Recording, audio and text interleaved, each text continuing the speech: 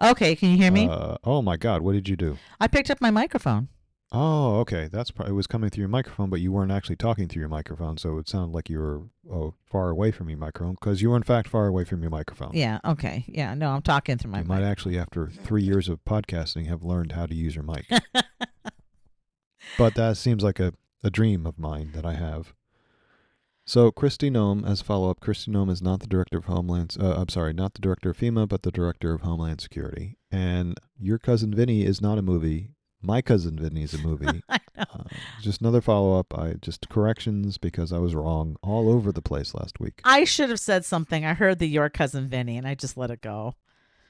Why? So I don't know, because I'm lazy. I don't know what the hell. I mean, I'm so rarely wrong that you should really take joy in the fact when you can correct me. I should have. You should have. So where are we Right. going to start? I wasn't even thinking about recording this week because it just seemed like a dull week until Trump sued the Wall Street Journal. I mean, God. this has been a crazy week. You know, I opened up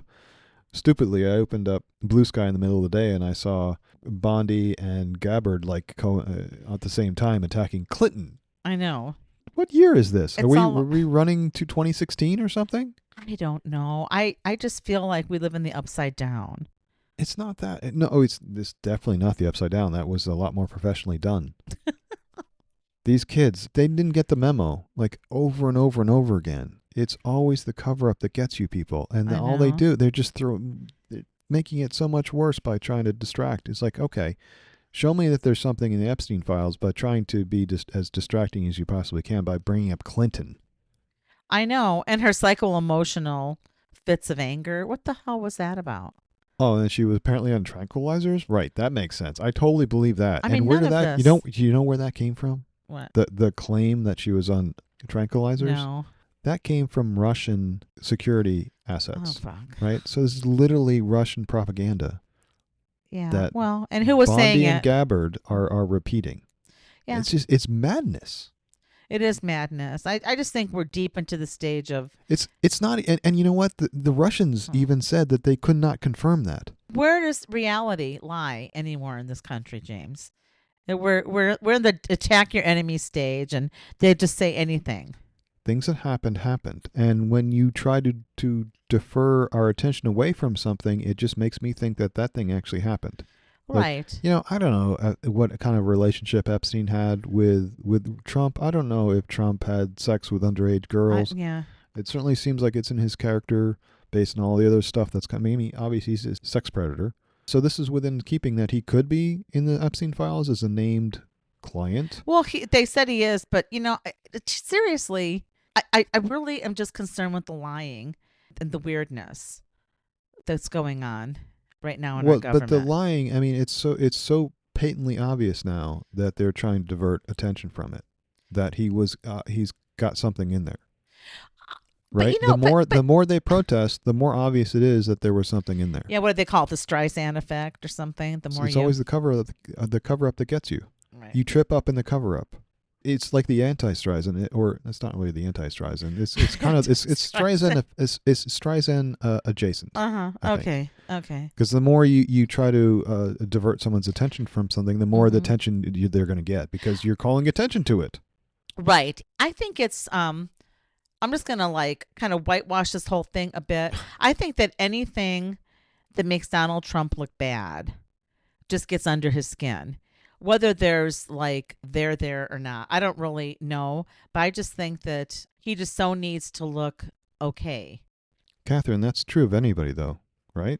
It's especially true of Trump, but anytime you say something nasty about someone, obviously that's going to affect them. But Trump really has a problem with it. Like he cares more about how people think about him than anything else that happens in the world. Right. Oh, it's like his ego is number one. Definitely. Like he if he had to bomb Missouri for people to like him more, he would bomb Missouri. Maybe. Yeah. Not that anyone would notice because it's Missouri. I know. They'd probably just call it a tornado. Okay. Can I just go off on a sub-rant here? Sure. I just want to say that the news cycle is wearing me out, James. Yeah, I keep warning you about that. I mean, it's just so fast-paced that I just see like hamsters in a cage generating smoke from their little collective feet. I really do. I just feel like we're so in a free fall from reality and truth. I really do believe now that this is by design and is curated with people with influence and a plan. I feel in my head I sound conspiratorial and I question my own perspectives. All of the breaking news seems so important at any 1 minute, and then it's completely forgotten the next minute because some other shit just takes its place. Like we're taking like citizenship away from Rosie, and then so and so's in the Epstein files, and Hillary Clinton's on tranquilizers, and let's arrest Obama, and it's just this weird disconnection. And people like people in my very small sphere, and just even on like the news or whatever news, I get a lot of it from YouTube. Everyone seems so disconnected, even though we're supposedly so well informed. And then so many are so strident and vocal in their beliefs, even when it's not supported by facts or common decency. And I'm referring to the Hassan/Jubilee cluster F that went down. That really upset me. My dad used to always say there are more horses' asses than horses, and I really believe him now. I just look at the leadership, and I'm putting that in finger quotes, of these unprepared, unserious, incompetent, untrustworthy people holding positions of great power. Yet they lied to us, right? Bald-faced lied to us right in front of us, and come across as petty in terms of international politics. I mean, they come across as petty. And as a society, I just feel like we're succumbing to a destructive narrative. And fewer people every day seem to have the desire or the words to stand up and fight, because silence is becoming the safer option. I don't know if that's true, that people are not willing to stand up. I hope it's not true. I still see voices standing up. And I stand up and you stand up. I stand up. I know. I wonder. And I think more people were. The Epstein thing seems to really boiling people's brains, and that's making them stand up. This is sticking. This is really sticking. Yeah. So you don't think that alternative facts is now a lifestyle brand? Because that's kind of where I'm coming from. Okay, so it is absolutely a lifestyle brand. Okay. That's a very good way to put it. Mm-hmm. But I just want to cycle back. You said Hassan, and just to put that in context, Mehdi Hassan is a liberal talking head, analyst. He talks very well. He's well read. He's well educated. He's well educated. Yes. I'm not his hugest fan. We have some religious. I mean, I'm an atheist or an agnostic, whatever. Mm-hmm. I think he's a practicing Muslim. I know he was, at least at one point he was. So we have some worldview issues. But generally speaking, where I would consider him an ally. Like, definitely.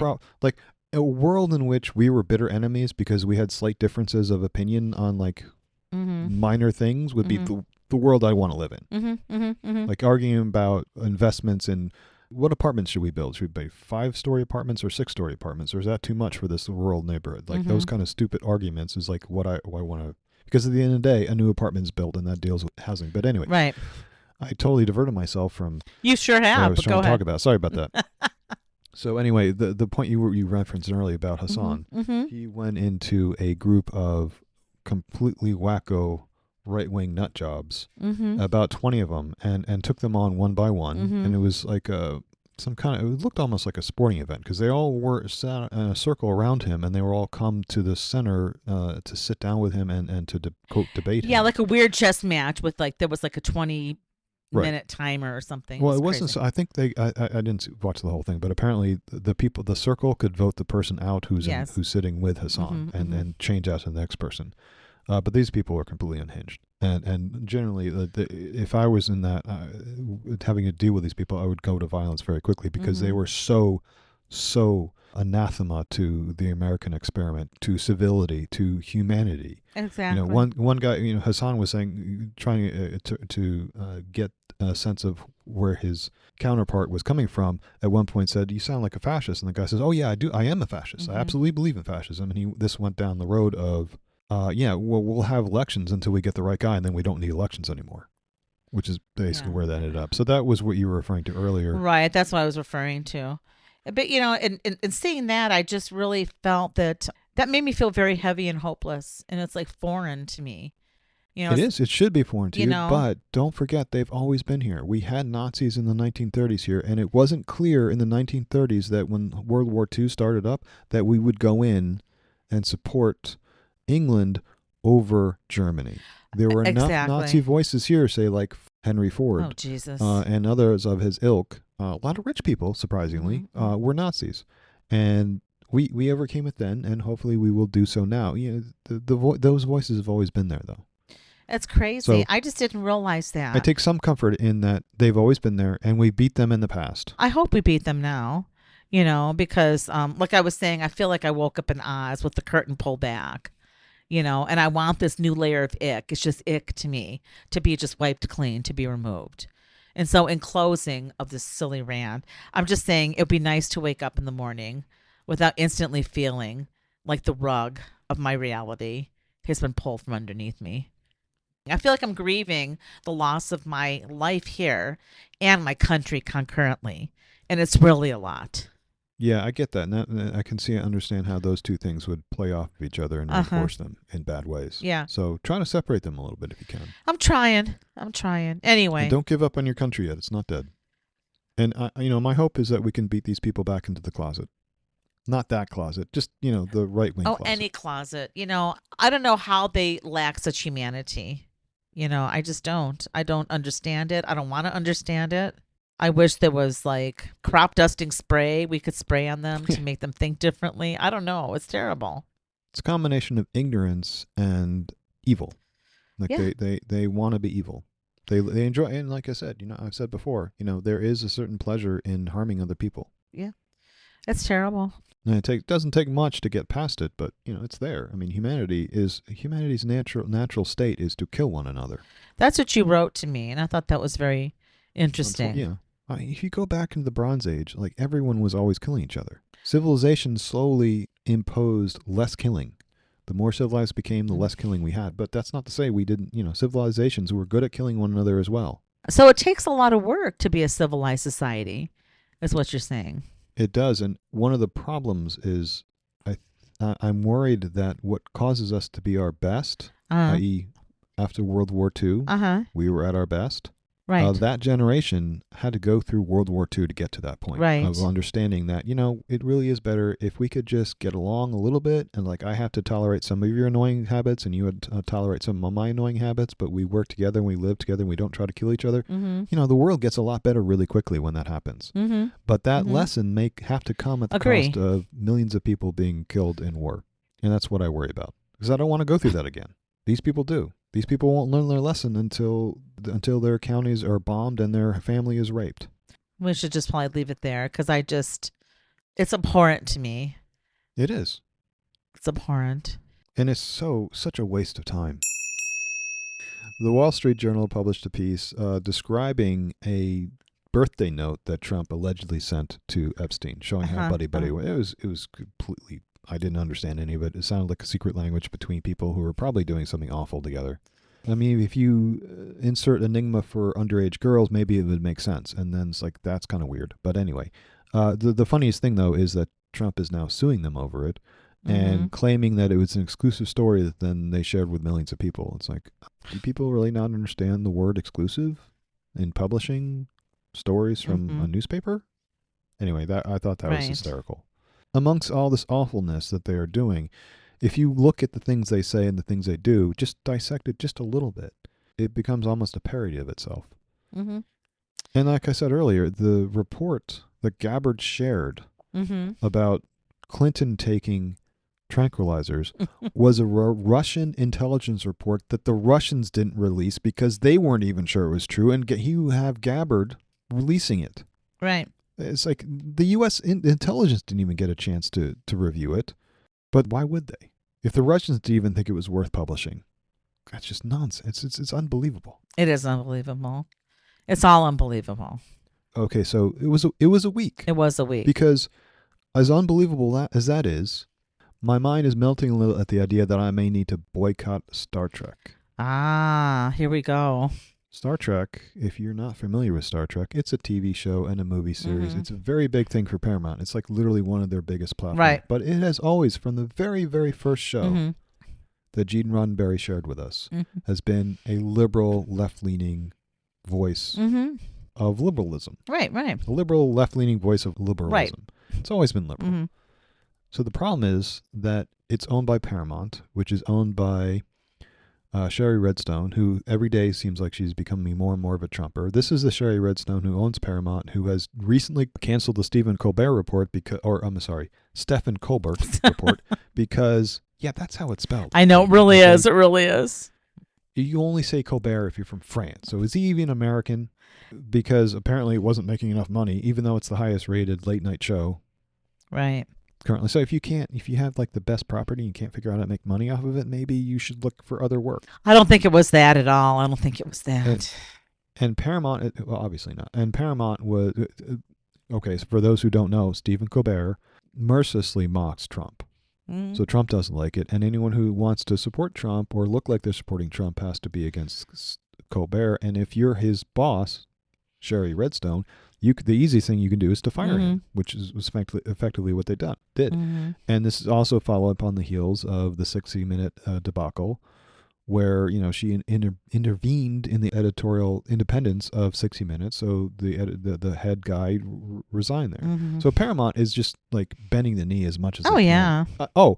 Did I forget to mention they also basically gave Trump a $16 million payoff in that loss by settling that lawsuit. Right, I know. Yeah, so this is all a lawsuit they probably would have won, according to multiple sources. Oh no, absolutely. It was completely baseless, as all of his lawsuits have been completely baseless. But you settle them so that you can get your stuff through. Like the reason this is all happening right now is because this other company called Skydance, yes, that's Skydance, the one that makes terrible movies, is trying to buy Paramount. No, look at their movies. The movies they make. It's a list of crap. What? I don't know. I don't have the list in front of me, but it was like garbage like Transformers and Mission Impossible. Oh, God. Like, okay, do we really need those kind of movies? No. I mean, whatever. Not impressed. All right, so Skydance is trying to buy Paramount, and it's owned by this guy named David Ellison. Do you know who David Ellison is?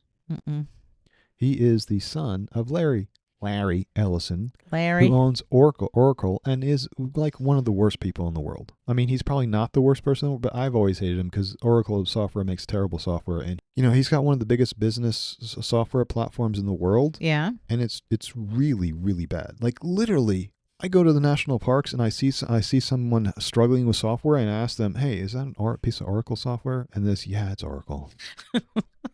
And then I go to a veterinary clinic and I see someone struggling with their software, and it's like, is that Oracle software? It's like, yeah, it's Oracle. It's like everyone who touches Oracle software knows how terrible it is. But anyway, so Ellison is also a huge supporter of Trump from day one. His son sounds like he's leaning in that direction as well.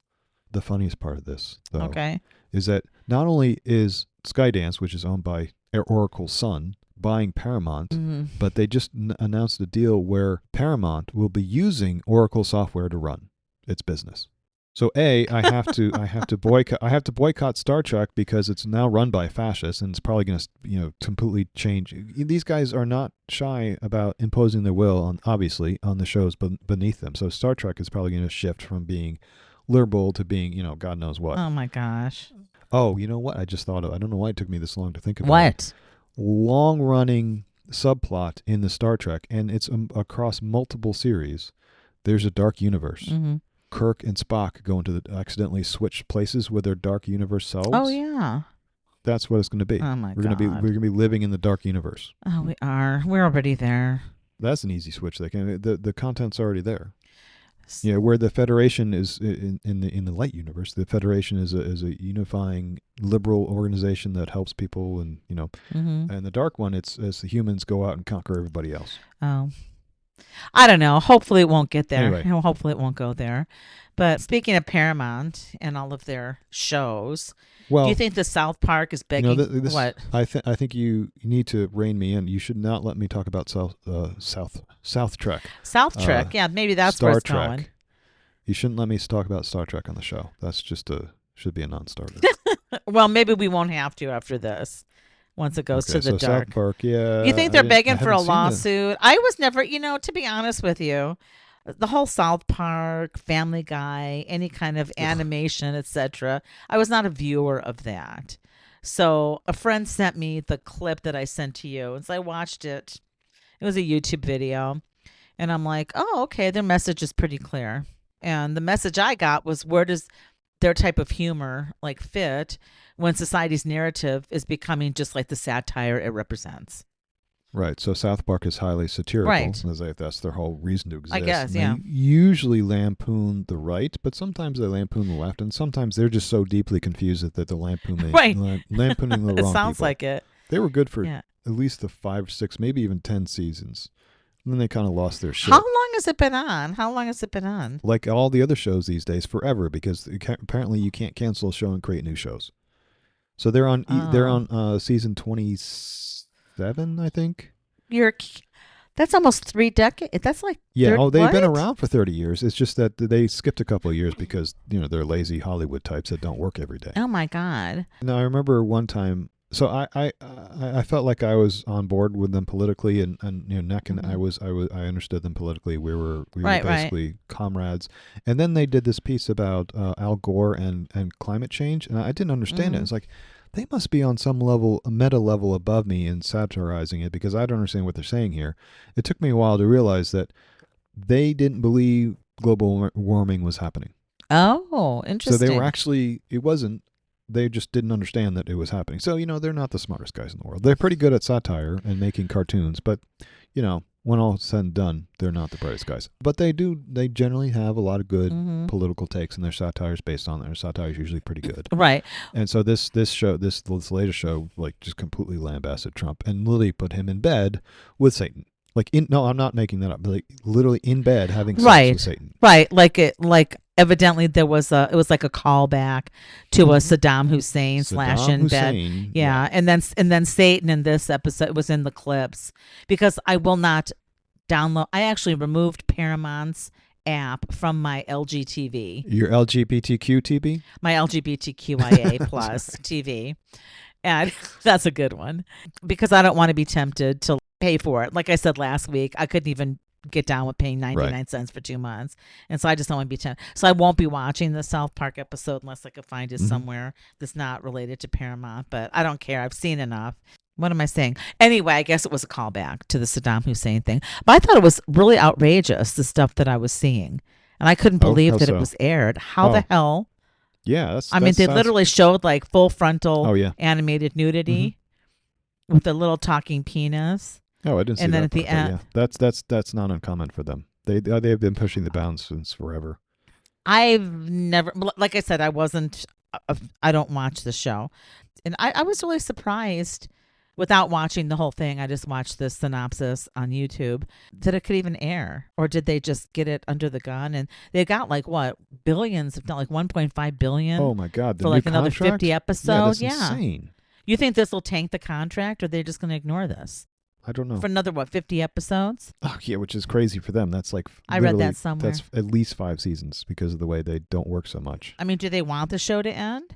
I don't know. I really don't know. I mean, are they saying we don't want to be told what to say? I mean, it's a lot of money. But they've always done that. They had the biggest controversy, and I don't know if this is going to be bigger or smaller than their biggest controversy overall was around the Prophet Muhammad, because they had an episode where they were trying to show. I remember that. And at the last minute, Comedy Central, I think the current owners, the then publishers of it, pulled the show, and then they aired the show, but they cut out the scenes with Muhammad. And this, of course, was not happy making for Trey Parker and the other guy. I can't remember his name. Matt Stone. They were very annoyed by that. And I think after that, they tried to take more editorial control and publishing control over the show. They still, I don't know, apparently they got it, because they have every season, they seem like they upped the ante as to what would be acceptable. With how they got past the censors is kind of surprising in a lot of stuff. Yeah, this was really surprising. I mean, and again, not having watched the show, I thought that this was surprising. From the Jesus is literally in school to how they were, Jesus their take died in on Iraq. 60 Minutes. No, Jesus was in this episode. But they killed him in Iraq a few years ago. And now he's back. Yeah. Well, I guess he was resurrected. I don't know. Can they do that? And I don't know. In cartoons, you can do anything. Yeah, and then at the end, it was like, he gets us all, or whatever. Like that Christian thing, it was just really. I don't know what you're saying now. Oh, you gotta watch watch the clip I sent you. It's just I told you I couldn't it was off the hook. I know you got. I mean, seriously. I don't want to watch. I appreciate. I know I like the first 10 seasons. I think they're great. After that, it gets a little bit spotty. But I still appreciate South Park. I still will watch it. But I don't want to watch someone telling me how to interpret South Park. It Well, feels I like I'm don't. going to school. Well, no, they weren't. Did they? I don't know that they really Oh, told you how to yeah, interpret absolutely. it. That's what Did they were they? doing. They were interpreting it for you. Okay. It's like I But don't need again, someone I'm to. not going to watch South Park. I'm not going to do anything with Paramount. But I'm just curious. Like, do you think freedom of speech is dying? It's under threat, obviously. Yeah. It's one thing that Trump is attacking free speech. What's Mhm. almost worse is the institutions that are just taking it and rolling over. Mhm. That's almost worse because it's not so much that he's trying to take it away from you, but people preemptively are giving it up. Mhm. That's, I think, more dangerous. Well, that's the first, like, against tyranny. Or on tyranny. What was the first rule? Like, Don't submit in advance. don't submit in advance. Yeah. I feel like they did even Colombia. As far as not submitting, I saw a really funny clip this morning about Powell standing next to Trump and Trump like trying to tear him a new one about how over budget the renovations have gone for the Federal Reserve. And Powell's like, Trump is giving new numbers. Oh, they're like $3 billion over. And it's like Powell's like, no, I haven't seen that yet. And he's like, oh yeah, no, it came out this morning. So he pulled out a piece of paper and he handed it to Powell. And Powell's like, this adds a building that was already built. So this isn't part of the. It's like this was built 5 years ago, bro. You can't Oh, count that here. And so like Powell's like, it's like the adult in the room. There's at least one adult in the room, so that's fun. that's fun. That's I thought good. that was That's hysterical. good. Trump doesn't know how to handle that kind of stuff, so he just basically ignored it, which is even funnier. Of course. Yeah. It's like we're living in some sort of weird satirical timeline, aren't we? If it wasn't so damn annoying.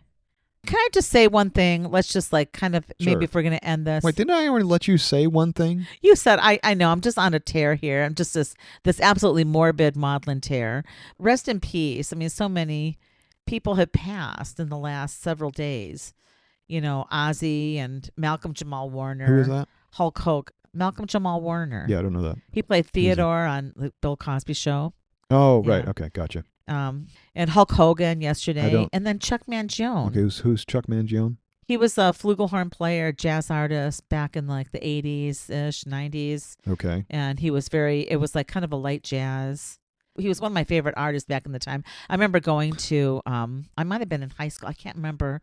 It was high school or very early college. And we went, maybe it was high school. No, it wasn't high school. Catherine? It was college. It doesn't matter. That's Okay. what I'm trying to say. I know. Okay. Doesn't matter. But anyway, I went with a friend of mine, Gary. We went to see Chuck Mangione, and it was one of the best concerts. It was over at the Celebrity Theater. I remember going to the Celebrity Theater, and it was just like a night of magic music. I wish that I had been able to record it. It was so beautiful.